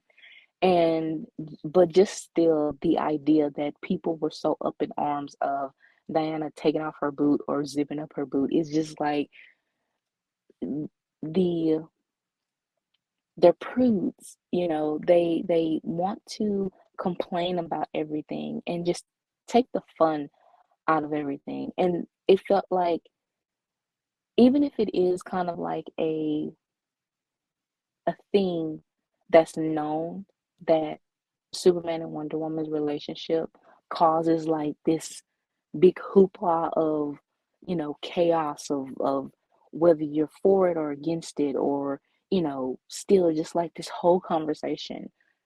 It's like at least there is a conversation, but what Tomasi took out of it was basically that Lois fans can call him out his name. They can drag him, they can send death threats to other writers and him. They can do all of this and you pet them and you coddle them and You encourage it and you essentially. encourage it because you give them what they want at the end of the day. And that's what he did.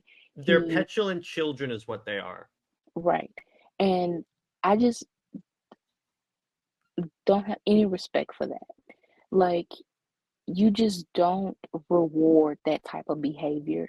And I think, I know that is why DC's fandom is so divided and why they just have this, like, it's, it becomes toxic pretty much every day, every hour, really. You have this where the only thing that the fandom does, especially on Twitter X, they complain so much. And the only way you can really have a conversation within that fandom is if it's something controversial. And Yeah, is and I think even Williamson said as much, right? yeah, he said that controversy and people like to hate by. And that is how, but he doesn't, he wants to do a lot of happiness and, you know, basically pandering. But he admitted that it doesn't sell. But the hate does. But so he's basically caught between a rock and a hard place because he doesn't want to do the controversy stuff, but he also is tempted to because he know that it sells. And it's just kind of like, well, that's the way it goes. People want the drama. Look at how many reality shows there are, Too many. celebrities. Yeah, celebrities making a fool out of themselves, secondhand embarrassment basically, because the drama brings in ratings. That's just what it is. I don't know why people like that kind of stuff, why they like for people to be hurt or, but it just that good drama. If it's good, people are going to talk. And regardless, like I said, whether you're for it or against it, Superman and Wonder Woman is a relationship that is going to have people talking. Hell, And we're still talking about it. It's like Zack Snyder. And everyone talks about how like Zack Snyder destroyed DC or something like that. But I'm like, we're still talking about Man of Steel, a movie that came out 11 years ago. So I'm like, it's because here's what these companies really don't want. Whether or not that's the comics or the movies or anything like that. They don't want their stuff to come out and then people not talk about it. They want it to come out and people talk about it for years and years and years. We're still talking about this comic book, and this ended like 10 years ago as a less than yeah, 10 years. But the point is, this ended nearly a decade ago. The DC movies came out that everyone talks about happened a decade ago. So wait a second here. I'm pretty sure this is what these companies should want. Exactly. It's with Rebirth, honestly, I don't see anyone actually posting panels from there. I don't. I see No, no one is actually, they might praise it or whatever, but it's so forgettable. I still love when people on Twitter were complaining. I wish that DC documentary talked about how Rebirth saved the company, and I put in the comments because it didn't. Yeah, and the fact that someone also just claimed that like the deal has something to do with the person who, created the documentary, she actually did her research and there was Fun nothing fact. biased about it. So at the time this was coming out, I think this was around the time the Snyder Cut was coming out or like before it. But the point is, she actually reached out to Warner Brothers and asked, "Hey, can I get some footage of the Snyder Cut to use in this documentary?" And they said there's only one cut of Justice League, and it came out in 2017. So that's why there's Whedon footage in there, and the Snyder Cut stuff is like a mention. Yeah, because she wanted like a whole perspective of everything. And I mean, that is what a documentary does. It goes in full, you know, research of and telling the truth. And I think it was Den of Geek. Mhm. That guy, I mean, he didn't hold back at all talking about DC. Neither did like Dennis Cohen or any of those writers, because they were like, okay, you do have, because I love this DC because this documentary, while there are parts I didn't like the whole, like Phil Jimenez going, these characters have always been political, but I'm like, okay, ignoring that part and the offhanded reference to Snyder.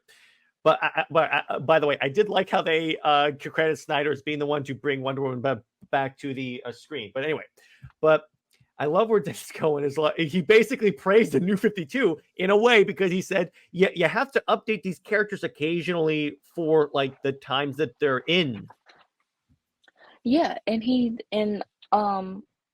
they were also just saying that basically DC has been like irrelevant or whatever since the 60s when Marvel came on the scene. It was kind of like, dang, like Because they didn't take this, Marvel seriously.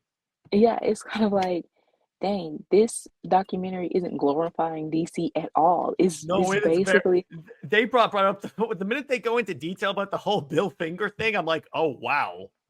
yeah, they wanted to put the, the good parts of DC, what makes it what it is. But at the same time, they really, you know, did not hold back on the bad and basically saying, DC is outdated. And they base in the Den of Geek guy, head editor, he was basically like DC is boring. And it's kind of like in the DC documentary, you're saying it's In the boring. documentary produced basically to glorify DC. I love that. So I good. mean, that is the most like And you it, notice my other favorite part is when Philip Kennedy Johnson is being interviewed, and he basically said, He basically says, "I love Superman because he's like the champion of the oppressed and all that stuff." And I'm like, that's why Warworld is so great. yeah, and it's really just it's very much self-awareness and self-dragging at the same time. And it's Mhm. kind of like DC, why are you doing this? I get that you're self-aware, which is good, but at the same time it's bad because if you know that you are in trouble financially and not having the investment with fans, like why are you continuing on with that though? Why Yeah. aren't you, even if it is controversial, like I said, go ahead and invest in it because you have an audience. I mean, it worked, and the documentary said it itself that the New 52 brought people back. But speaking of controversial, this is the greatest. Thank you, Brit. That was the greatest transition to Tom King I could have gotten ever. Speaking of controversial, so Brit and I were all right. So Brit and I were anticipating / dreading this issue since it was announced. Because here's the thing about Tom King. He could write a great story. He's a more talented Peter Tomasi in my mind, because he can most of the stuff he writes is great. Like the first half of his Batman run is solid, particularly if you're a Batcat fan, which is why I like it. And I will always defend that Tom King run purely for the issue where Batman and Wonder Woman both go, "This will never happen." So I'm like, okay, you know what? I will defend you to the high heaven for that. But so with this, what Brit and I don't want to talk for Brit, but what I was like, the reason why I was apprehensive about this, because I'm still recovering from Rebirth when they basically use Wonder Woman as a mouthpiece to talk about how lucky Clark is, about Lois and all that. And I was like, is that what this is gonna turn into? And then she'll go, I'm lucky to have Steve or anything like that. The opposite happened. Brit, elaborate. So, okay. So, one thing about Tom King, too, is that there's no in between. It's Isn't gonna that the be truth? it's going to be either really, really good or really, really bad. Hmm? And the one thing that why we kind of was dreading this issue was because of his, you know, well, okay, so he didn't have a story for Wonder Woman in his Batman run. That story was basically because the artist wanted to draw Wonder Woman, but Okay. he had no intentions on having Wonder Woman in that story at all. It was actually supposed to be Hal Jordan, That would have been and cool. yeah, and A buddy cop a story of Batman and Hal Jordan. That would have been hilarious. yeah. So with that, you plagiarize an already ridiculously stupid story that was Clark and Diana, but and he basically regretted it. And but at the same time, when the solicit came out for this story, Yeah. you have for the Batman who has everything, so that was a red flag right there, because it's kind of like, okay, you already plagiarized one story, you're gonna try to do it again. And just like I said, the solicit kind of brought red flags that, oh geez, this is Batman glorification. And then with the idea of Tom, he still did it in this issue of Clark American Way. It was just a slight thing. It wasn't too heavy-handed, but the American Way Boy Scout thing, he's still leaning more on the post-crisis Superman, which I still just it peeves me. I argue that, again, this is my Zack Snyder fan coming through, that Snyder and that Man of Steel did that American thing well, where the general basically goes, how do we know you're not gonna act against American interests? He goes, I grew up in Kansas. I'm as American as you can get. I'm here to help people. Yeah, that American is different than how American Way is now, or kind of how it's perceived as, like I said, Clark passing and the privilege of just the way society sees POC, that racial upheaval. That is what gets me. The American Way isn't just like, it's a very complex subject that so many writers, and especially Tomasi too, because he glorified America's history in the most shallowest way and really made it seem like any country that's not America is bad, and America is just this, like I said, he's glorifying it. And It's not a perfect place. It's a pretty good place, but it's not perfect. But even with this, the thing about the way I always interpreted the Clark saying American Way thing is more of, and yes, I do agree with you, Britt, that DC goes a little overboard with it. But when Clark basically says American way, what I typically interpret that as is that he believes in what America can be, not necessarily What it what is. it is. Yeah, exactly. Right. Because So remember, he's supposed to be like the embodiment of hoping for to go DC's newer saying that they apparently abandoned was a better tomorrow, tomorrow. essentially. Right. So of course Clark is supposed to help. I mean, he is the main character that can help Diana with this situation with the American government. And he, for one, like, not only the sympathy but the empathy and understanding her wholeheartedly about how, you know, the government is being against her, her people, and, you know, treating her like the alien or whatever. And if, you know, New 52, Grant Morrison's Action Comics, was in continuity, how Clark was basically like tortured by the I government. was about to bring that up. That would actually be that would see that's a great story right there. Yeah, so he is understanding of her and what she's going through.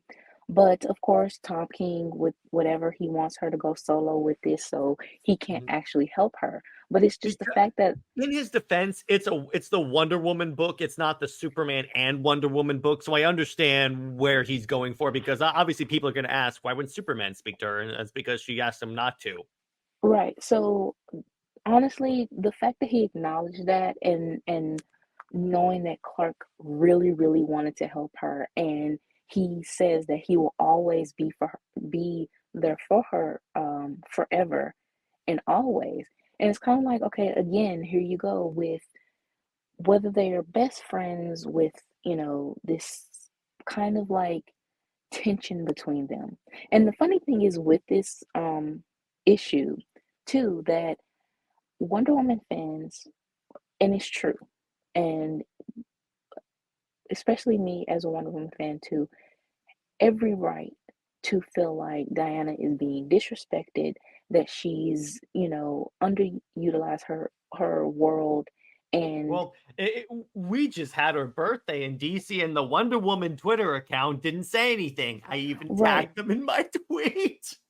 And what's bad is that this issue ironically comes out the week of her birthday, and it's about giving Batman a birthday present. You know, it, yeah, that was It would have horrible been timing. cool. It would have been cool. Like, put it this way, what they could have done is done it where like it's Diana's birthday and Clark takes her for a day at the mall to like take her mind off things. Exactly. And that's exactly what I was going to say, but okay. So, We are so in sync. exactly. By the So, way, people watching this happens way more often than you would think it would. yes, it does. So, with this, they just felt like, and you already have Trinity too. So Mhm. with the Super Sons, and it's kind of like, okay, this is already why he's writing this book. So with featuring Superman and Batman in this book, they're always brought up. And it's kind of like Diana isn't her own person or isn't her own character, and she's Mhm. relying on the Trinity concept. And it's like, no, that's not what the Trinity is. Mhm. Um, so everyone pretty much has dreaded this issue, and of course, it is Wonder Woman fans are very much downing this issue. They hate it. You know, they've I written it off. wonder why. Yeah. So Wonder Woman fans, can I take a wild guess and say that they want her to be with Steve, even though that makes no sense? it's not even just being with Steve. It's just the fact of just Clark being featured. You know, or Bruce Because they just know, being. here's the thing. This is why Superman doesn't show up in Wonder Woman books that much, or vice versa. Because when you put them together in a panel, it's kind of hard not to see how well they go together. And it just with this, um, with the hug, with some of the panels, I see that some of the panels are being shared all over Instagram. And people in the comments are saying, "Oh, they're dating again," or "They're dating." So it's kind of like an unintentional that when Clark and Diana are in, the same panel or whatever, or I don't know, the facial expressions, or if they're holding hands or something like that, or the dialogue, people are going to ask, are they dating? Mhm. So in this issue, the backdrop is finding Batman a present. But with the activities that they did, it definitely seemed like a date. But particularly when, wait a second, she says, "My friend, my Clark." Yeah, when she says that, it's kind of like Uh, this is my with thing. And this is my problem. Because if DC is trying to tell us that these two don't want to be together, they're doing a horrible job. because, like I said, and Conrad really nailed that because of the status quo. And Tom King is a Lois and Clark fan, I guess, too, as well as a Batcat fan. We know that for sure. Which is partly why we were concerned about this issue. Yes, because I really did expect like Lois glorification. Um, Even though it was a little bit of Batman glorification, it was still it it didn't do too much. But with um Clark and Diana's relationship, though, and like you said, they can't be in each other's book because you have to have that certain tension, that underlying tension that just because they're friends, that there's still something deeper. And that is what Post Crisis explored. Um, so with this issue, you can tell that Tom King, he didn't try to go too deep into like he said, it was going to be a deep dive into their friendship and hardships. It wasn't so much as that deep dive, it was more like a step in like a puddle a little bit.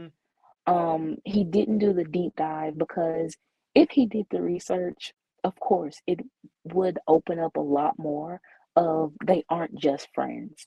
It is the fact that they do have a much deeper relationship that does kind of require acknowledging that feeling of romantic tension. And like I said, comparing it to Conrad, he, you know, really nailed that, especially in Wonder Woman 800, of just a dream of them being friends, but that, panel of Clark looking at her longingly and them hugging. And wait, not only that, the dialogue, because when he's looking at her longingly, he goes, "So much beauty." Exactly. I'm like, So, who is it? The editor on this book is clearly a SuperWonder fan for some reason. right. I think I think her name is Brittany Holzer, I think and so, yeah. she was the editor during the New 52, or she, came aboard. So I, and she also edited Wonder Woman Evolution, which the writer there's Stephanie, I forgot her last name, but I know, Phillips? yeah, Stephanie Phillips. She is a fan of the New 52 anyway, but she also featured Clark as like Diana's. She acknowledged that it is the status quo of Clark, being with Lois, but at the same time, they were friends. And then at the end, the fact that Clark, says that Diana gives him hope, and they hug, and um, her main conscience, within the story is Clark. So yeah, it's there. Um, but you can tell that Tom King was might have been conscious of that. And so he did kind of like a baseline. And what he did though is he still tried to connect the Trinity, and not so much as Clark and Diana, their relationship. He Mhm. wanted to still implement just it being the Trinity. And what I find unfair about that is when you're talking about the world finest, Superman and Batman, Diana isn't included. You Mhm. know, she's not mentioned at all, or she feels like a third wheel. But with Clark and Diana's relationship, because of the status quo and because of, you have to make it just about the Trinity. And that happened too within the Conrad run the when Cal came back from War World, when I think it was 793, Mhm. and it was a Trinity issue. But you can tell that Batman was pretty much the third wheel, and you know, it was Diana and Clark's reunion, of him coming back. But Diana wasn't included when Clark came back, and he had his reunion, I guess, with Batman twice. It was within their book, um, and the Superman Returns special. So Mhm. it was kind of like, why is it that Clark and Diana couldn't have this as a solo? Like you said, Clark could have just taken Diana to the mall, for her to have a break from all this upheaval that she's dealing with. It didn't have to be about Batman. So that's pretty much my only Mhm. Understandable. flaw about it. And like I said, he really didn't do the deep dive that he said. And I understand. Counterpoint, you Hmm. could argue that he did the whole showing but not telling kind of in the way they're drawn and the things they do and Well, such. yeah. How it's more of like they're naturally so good together. Well, yeah, that too. That works too, because with them, like you said, with what they do, I mean, honestly, going to watch a movie is yeah, that's kind of hmm, that is something that you do on a date. Mhm. Um, as friends, I don't know. It's I something do it that occasionally with my female friends. I yeah, but it's I don't know. It's just something that you still know that within Clark and Diana's relationship, though, Hmm. it's kind of just a little bit more. Hmm. Um, and then just with this moment of Clark saying that, with Diana saying that he's a good man, and just that whole part of him saying that he'll be there for her. Yeah, that seemed far more than just a friend. But of course, like I said, it's that. Also, she touches his cheek like in Crisis on Infinite Earths. Yeah, it's very much a more than friends type feel. But again, Tom King very conscious of that. He set the baseline. Um, Another thing I didn't is her calling him Clark only. It like, please let her call him Cal, you know, because their relationship It's is the more than that. Plus, she it's even calls him Clark Joseph Kent. Still, I'm like, Kal-El, come on. Diana would never. I mean, she's never done that before, Hmm. so she would if she's surprised at him, she would kind of if she's mad. Um, but she would really just say Kal-El Hmm. instead of Clark Joseph Kent. I mean, Hmm. I really don't know because she's never done it before. But the thing is, like I said, Tom King is very much post-crisis ingrained. So his name, you can very much tell that it's just, It's the Triangle era, in other words. yeah, and it's just the Cal, you know, part doesn't matter. And even with Diana, and knowing that if he did the deep dive as he said he did, Diana would have called him Cal, but she didn't. So, like I said, that's why it's just a puddle. It's not a deep dive. Um, but yeah, those qualms or whatever that I have of it, it was better than Tomasi. Let me put it this You way: it know, was way better than I thought it was going to be. Because yeah, again, when you take into account who's writing it and into account their version, what era of DC, like you said, Tom King favors, and when you factor in like we spent the past almost 2 hours discussing the browbeating this fandom has gone through. This was, let me put it this way: I'll take it. yeah, it's more than, you know, a friend of mine, and I always bring him up. He says, you know, there's always moments for Superman and Wonder Woman having like these monthly crumbs. And as much as it kind of like irks me, because it's kind of like, why do we have to settle for the crumbs when we know that this dynamic is worth so much more? Even if they, you know, don't want them to be in a relationship, but like I said, they can have a team up book and you can explore still that the ambiguity of their relationship. Why can't we just have that? You know, and but at the same time, the monthly crumbs that we get, it, you know,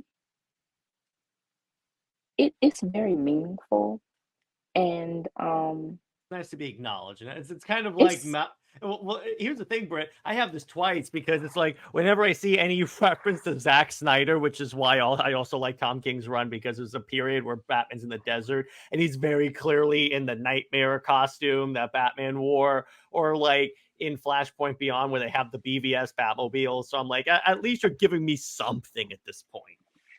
yeah, because with Rebirth, you know, and just this whole transition, and like I said, I have PTSD of going through, you know, volumes 3 through 5, Which, by the way, and you were more like restrained than I thought you were going to do. So good job. I mean, I had my moments, don't, Mhm. but it's it's better than that period, you know. Like I said, the Tom King issue was very much a surprise. It's that he did have those moments, even if they were kind of, you know, strained a little bit. He still have the moments that kind of matter and that will have, you know, people questioning, are they dating, and and showing that you can have this relationship. And just also, there's also another part where Clark, he gets Diana coffee, and he says, "Here's coffee for the woman of wonder." So Mhm. yeah, it's little moments like that, and just making her laugh. You know, honestly, again, even if it's unintentional, which it is, Clark and Diana's relationship is so natural, and the way that they, you know, are written, even with how the story that we're doing or the story that I write, that it takes control. Like their relationship is so, you know, so natural that when you write them, that any type of drama, like with how Tomasi, you know, you can tell that it's unnecessary, that it's contrived, that is unlike them as characters and what their relationship is. But if you write it naturally as Tom King sort of did, and you see that I don't think that there's ever been a time where Diana actually laughed, you know, like In the she's run, yeah, because that was like, so someone's a few people's criticisms of the run so far is that Wonder Woman is kind of emotionless, but at least in this one, she even cried in this one. yeah, she has like this, she's Tom, he he still has a little bit of problems with Diana's uh you know, the way she talks, but it wasn't as stilted as, you know, he um the previous issues, and she felt just a little bit more relaxed here Mhm. and more playful. Um, and again, that is because that's the nature of Clark and Diana's relationship, is that they can be relaxed together, and they can have fun together, and that is what we need more of. Like I said, you don't have to have them in an actual relationship. You don't have to rush it or anything, but just have a Let them Superman and have Wonder fun. yeah, a Superman and Wonder Woman book of them just adventuring, being best friends with, like, you can have it like with the tension here and there, but yeah, that's all we kind of want, and you will have the fan investment that you're wanting. But DC, um, they would rather like keep doing books that don't sell. I mean, you had Amazon. First of all, I don't know why you named that book Amazon Attack. Yeah, I was about to say in the same font, and I'm like, you would you realize that that is identified as one of the worst DC stories of all time? Right. So I like you make dumb decisions. And then it's the fact of, yes, you do give, lesser known characters chances. You Yeah. But when those characters just can't find an audience, why do you continue to try to give them books? John Kent, like, he doesn't have a place anymore. He Mhm. never did really. But because Damien is such a, like, he's an independent character. He has his own path. And the Super Sons thing, Damien had to change for John. And now that, writers want Damien to be his own character, John doesn't have a place. Then you have John, aged up, and you make him bisexual, but now that's the only thing that he has is his bisexuality and his pink haired boyfriend. That really is just like he's a Lois because he's a reporter. So, how It's another unimaginative. Lois, exactly. It's like Superman can Yes. only be with Lois's. Yeah. Being with a reporter is kind of like that is so, like, how unimaginative can you be with that? But yeah, and then Trinity, like I said, the only reason why she exists is because Tom King wanted to do a story about the Super Sons babysitting someone's kid, and they thought that, oh well, because it's the Trinity, why not have Wonder Woman have a daughter, and them babysitting, and it's just, if it doesn't work, you know again, why keep pushing it I'm pretty sure when, the definition of insanity is trying the same thing over and over and over again, expecting a different result. yeah. So with the Super Sons, that kind of dwindled down, and we've gone over that. With the even the Teen Titans and the Titans, I see that DC is trying to start that up with the Teen Titans again. I guess they're trying to have a pitch for that, and have, like, or giving characters biological kids. It's like, why, when there's already no investment within the main character, why are you trying to give them biological kids and this whole generation thing? And it just feels like, because they don't have, like, stable plans, they're still trying to do the DL's 5G plans. And that was basically Yeah. everyone, you know, it's kind of like Oprah giving gifts. Everybody gets a biological kid, and it's just ridiculous. You get a kid, and you get a kid, and you get a kid. Right. That's basically what they're doing. And it's, like I said, it's ridiculous. The one thing that I really hope, but it's probably not gonna happen, is the fact that within World Finest, the Kingdom Come arc, when they gave Kingdom Come John, the makeover of his redesign to be more balanced of Clark and Diana. Like he has Diana's lasso, he has stars on his pants, he has the bracelets, the gauntlets, and not a tiara, a headpiece, and he has Clark's cape and the S shield, you know. So that's more balanced and it just stands out. And especially for a guy to have the lasso, it's just so different.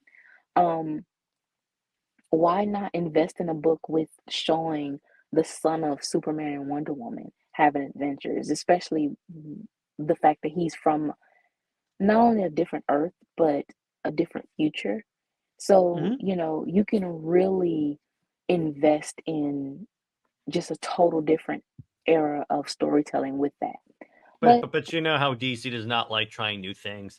But speaking of that, I think this is a good place to leave this episode. This was a fun one. We made it. We survived, Brit. We can bid this era of SuperWonder goodbye. Oh my gosh, this feels very liberating. So, Brit, tell the kind people at home, tease them at what you have coming up. So, okay, so now we're to the positive, more positivity. Yes, very positive. Is I'm almost done with the final chapter of Special Bonds, and I will be getting my 100 points at least. We'll see. Yeah, I'm going to get those 100 points. Because guess who had an idea during this episode? Oh my God. Okay.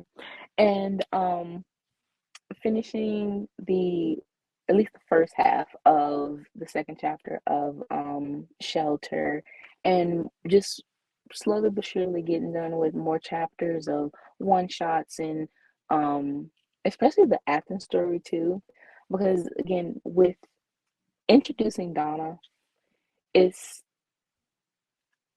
going back, and especially with what we've been talking about, it really gives you ideas. We have a lot of ideas that we need to get back to.